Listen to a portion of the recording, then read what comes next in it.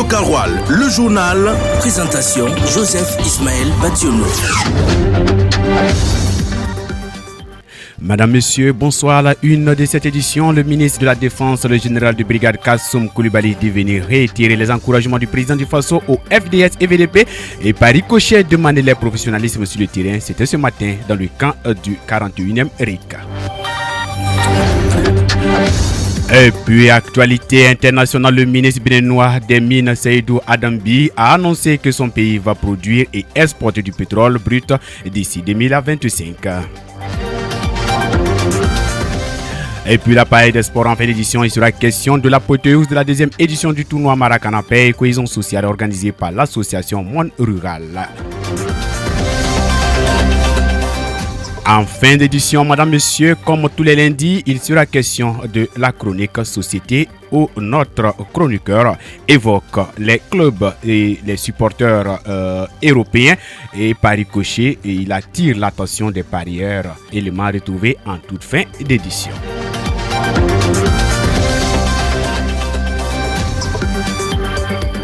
Une fois de plus, madame, messieurs, bonsoir et bienvenue à cette deuxième édition du journal sur les antennes de la 104.6 Radio Kaoural.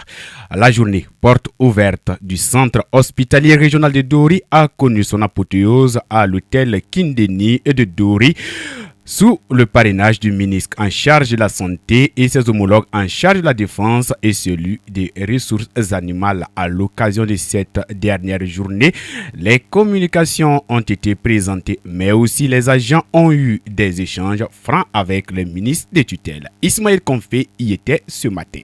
Aspect épidémiologique et prise en charge des traumatismes balistiques liés au terrorisme et le renouveau du centre hospitalier régional CHR ont été les communications présentées aux participants. En ce qui concerne le renouveau de CHR, le communicateur a évoqué les points stratégiques pour atteindre cet objectif à l'horizon 2030. Stéphane Zagré, directeur du centre hospitalier régional de Dori. Alors en quelques mots, ce projet vise d'abord le renforcement des capacités de l'hôpital en matière de prise en charge des urgences sanitaires et des catastrophes. Il y a aussi des questions relatives à la qualité qu'il faut renforcer. Il y a aussi des questions relatives à l'amélioration de l'offre de soins et de l'accès également aux services hospitaliers. Et même en matière de communication en interne, mais aussi communication à l'usager, il y a des actions à mener pour permettre effectivement d'améliorer la relation de santé qui est établie avec la population. Après les communications, les agents de santé ont discuté avec leur ministère de tutelle des goulots d'étranglement qui entravent la prise en charge sanitaire. Dr Robert Lucien Jean-Claude Kargougou, ministre en charge de la santé. Et au cours de cette discussion, un certain nombre de défis nous ont été posés. Il s'agit du renforcement de la région en termes de ressources humaines. Nous avons aussi abordé la question liée à la motivation des agents. Nous allons aussi travailler à faire en sorte très rapidement que le CHR dispose d'un endoscope et nous avons pris l'engagement d'apporter une réponse avec la plus haute attention qui puisse être. Amadou Diko est attaché de santé en chirurgie. Il fonde l'espoir que les promesses seront réalisées pour le bonheur de la population sahélienne. Les agents sont engagés, les agents sont en sous-nombre, mais ils se battent jour et nuit pour améliorer la santé des populations. Maintenant, on a besoin de renforts en termes de ressources humaines et en termes d'équipement pour pouvoir mieux faire notre travail. C'est tout ce qu'on a demandé à notre ministre et selon ses réponses, vraiment on a l'espoir. On a l'espoir que ça va changer pour les agents et ça va ressentir aussi sur la population. À l'occasion des échanges, le ministre en charge de la Santé a laissé entendre que l'objectif pour les autorités actuelles est la construction d'un hôpital qui réponde au slogan « Un hôpital au cœur du Sahel au service de la communauté ».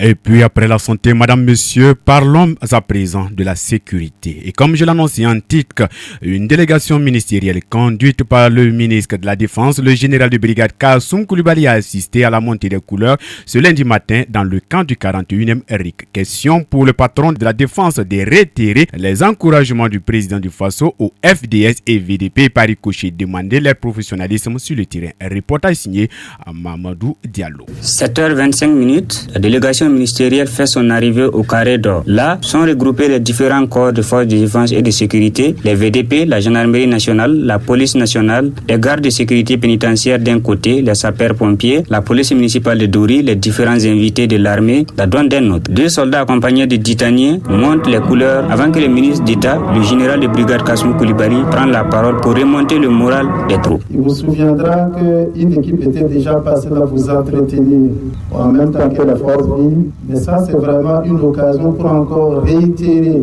ce qui est demandé au FDS. Il faut que nous, entre nous FDS, nous formons d'abord bloc, que nous fassions bloc avec les populations qui attendent beaucoup de nous. En tout cas, on a été satisfaits des échos que vous avez hier des forces de défense et de sécurité de la garnison de Dori. Dans son message aux troupes, le ministre de la Défense est revenu sur l'importance des tranchées tout en s'inclinant sur la mémoire des disparus à Barsalogo lors d'une attaque qu'il juge de démoralisatrice. L'autre aspect, on a passé dans la phase des tranchées, des localités l'ont expérimenté.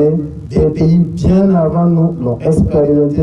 Même quand on regarde dans les livres saints et les Écritures, où souvent pour des passions, pour des points précis, les gens recommandaient de faire des tranchées. Et les tranchées, c'est une des réalités, c'est une des raisons pour lesquelles nous voulons protéger mieux ce territoire-là. Ce fut l'occasion pour le général de brigade de sensibiliser sur la désinformation. On sait que la manipulation par les puissances étrangères, par des médias, méfions-nous de cela. Pour nous, FDS, la décision a été prise. Attention au téléphone Android. Chacun individuellement et collectivement. Attention quand en opération, on laisse tomber le téléphone Android. La délégation ministérielle, avant de repartir pour d'autres activités dans la ville de Dori, a pris une photo de famille avec les troupes pour immortaliser la visite.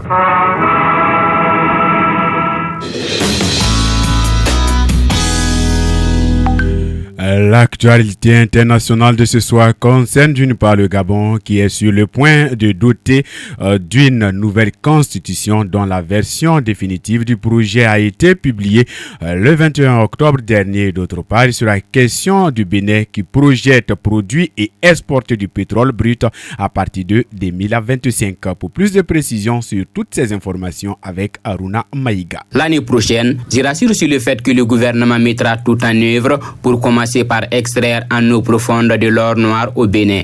Telle a été la déclaration faite par le ministre béninois en charge des mines Seydou Adambi lors de l'inauguration d'une installation électrique à Semek-Poti. Le pays a fait part de la découverte d'un gisement de 87 millions de barils de pétrole à Semek-Poti, réalisé par la société pétrolière nigérienne South Atlantic Petroleum il y a 11 ans. Et le travail préparatoire a été mené pendant 8 ans et demi, a précisé Adambi, qui informe que tout est déjà prêt pour lancer la production et l'exploitation d'or noir depuis Cotonou. Si les Béninois vont attendre jusqu'en 2025 pour exploiter leur or noir, les Gabonais attendent juste le 16 novembre pour adopter ou non par référendum leur nouvelle constitution. En effet, le nouveau projet de constitution du Gabon comporte 173 articles. Il propose un régime présidentiel où la limite des mandats est renforcée et les conditions d'éligibilité sont légèrement assouplies. Ainsi, désormais un seul parent gabonais, lui-même né gabonais, est nécessaire à tout candidat à la présidence. Dans ce nouveau texte, il n'est pas possible aux conjoints et aux descendants d'un président de la République de se porter candidat à sa succession. De plus, 2 vice-présidents seront aux côtés du chef de l'État, détenteur du pouvoir exécutif, et le président peut dissoudre l'Assemblée nationale. Les députés, dans ce nouveau texte, ont le pouvoir de mettre le président en accusation devant la Haute Cour de justice pour violation de son serment ou pour haute trahison. Foot, basket, handball, judo, cyclisme, le sport. Du sport. À présent, hier dimanche 27 octobre 2024, au terrain municipal de Dori a eu lieu la grande finale du tournoi de Maracana organisé par l'association Monde Rural. Débuté depuis le 6 octobre dernier avec 8 équipes au départ, 4 équipes civiles et 4 équipes des forces de défense et de sécurité. À l'arrivée, c'est l'équipe de la population haute une face à l'équipe de la gendarmerie qui ont su tirer leur épingle du jeu. Aruna Maïga. 2-0 ici, bien sûr, sur la pelouse du terrain communal. Football, facteur de paix et de cohésion sociale, c'est ce qu'a compris l'association Monde Rural AMR en unissant la population sahélienne autour du ballon rond. Le premier vice-président de la délégation spéciale de la commune de Dori, représentant le président de la délégation spéciale, n'a pas manqué de traduire sa satisfaction. Bourema Moussa Diko. Nous sommes très fiers aujourd'hui de faire témoigner nos frères, nos sœurs, nos papas et également nos mamans, il faut le dire, qui sont en train de voir en tout cas tous les fils du pays ensemble en train d'œuvrer vraiment vers la paix, la cohésion sociale, aller dans un même sens. Abdoulaye Tamboura, chef du bureau de l'AMR à Dori, s'est dit satisfait et par ricochet, il salue tous ceux qui ont œuvré à la réussite de cette activité. C'est un sentiment de satisfaction. On a été accompagné durant cette organisation par les services techniques déconcentrés, également par la commune qui nous a appuyés durant tout le processus de cette organisation. Alors nous remercions encore une fois de plus tous les services techniques et également les forces de l'ordre qui ont vraiment eu l'engagement de nous accompagner également. Toujours selon le chef du bureau de l'AMR, d'autres perspectives sont en vue pour la 3e édition. Alors donc il faut dire comme perspective, en tout cas nous souhaitons intégrer encore d'autres organisations, intégrer toutes les structures déconcentrées dans la région et dans la commune de Dori. C'est devant un public sorti en liesse pour cette 2e édition que l'équipe de la population Haute 1, par un doublé de Abdoulaye Sissé, décroche le trophée devant l'équipe de la gendarmerie. Hamza Diko, le capitaine de l'équipe gagnante, a tenu à saluer les organisateurs. On est vraiment très fiers d'avoir participé et d'avoir remporté. Et vraiment, on dit merci à ceux qui ont eu l'idée d'organiser ça pour la 2e fois, puisque c'est un truc de cohésion sociale.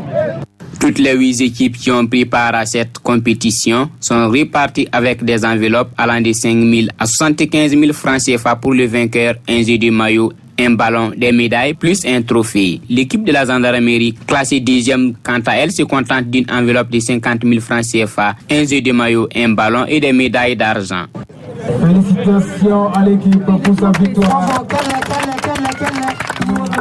À présent, la chronique société, comme je l'annonçais en titre, il est question dans cet élément du comportement de certains supporters des clubs européens et aussi tirer l'attention de certains parieurs sportifs sur leur manière de miser. Supporter vient du verbe supporter, ce que signifie porter le choc donné par quelqu'un d'autre au regard de ton appartenance à quelque chose ou à un groupe de personnes bien donné. Oui, vous m'avez bien compris. Voici des gens qui sont capables de se mettre dans tous les états, tout simplement parce que leur équipe a perdu. Des cris par là et des pleurs par-ci. Certains sont capables de faire une grève de faim. Le pire, c'est que d'autres même piquent des crises cardiaques. N'hésite pas à mettre toute sa famille dans des dépenses parce que ton équipe a perdu son match. C'est vrai qu'un garçon doit mourir de quelque chose un jour, mais mourir pour une chose inutile, surtout pour des gens qui ne connaissent même pas le nom de ta ville, encore moins ton existence. De toutes les façons, seul Dieu connaît la cuisse gauche de poulet dans la sauce arachide. Proverbe baoulé. Il ne faut surtout pas les voir discuter entre eux. Ils sont capables de citer les noms de tous les joueurs de leur équipe, allant même au jardinier. À les attendre supporter te donnera l'impression que tu es en Espagne. Vamos, vamos.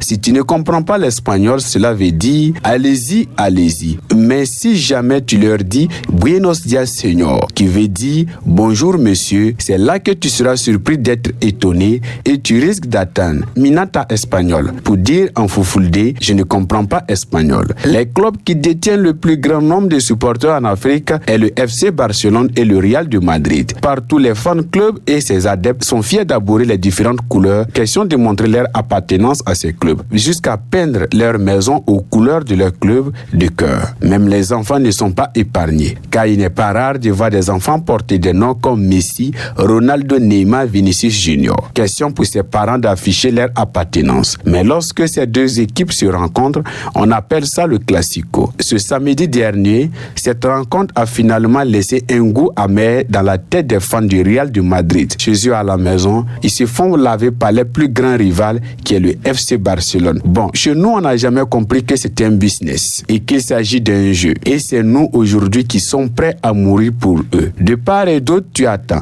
Vinicius Junior va finir avec eux. Laisse pour toi là. Tu connais pas le petit Lamine Yamal?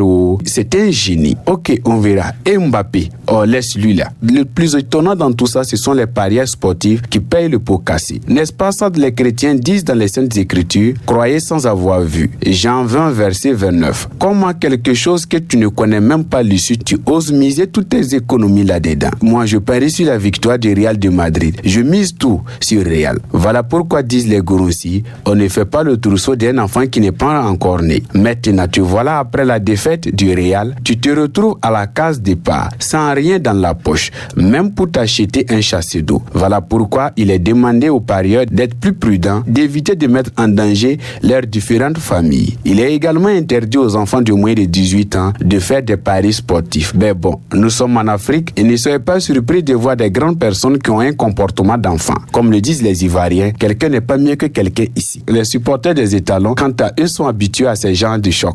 En attendant, pharmacien, donne-moi des comprimés de maux de tête. Radio Karoual, le journal. Présentation, Joseph Ismaël Bationo.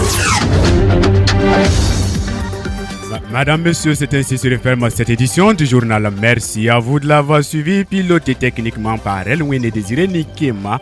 Merci à toute la coordination rédactionnelle.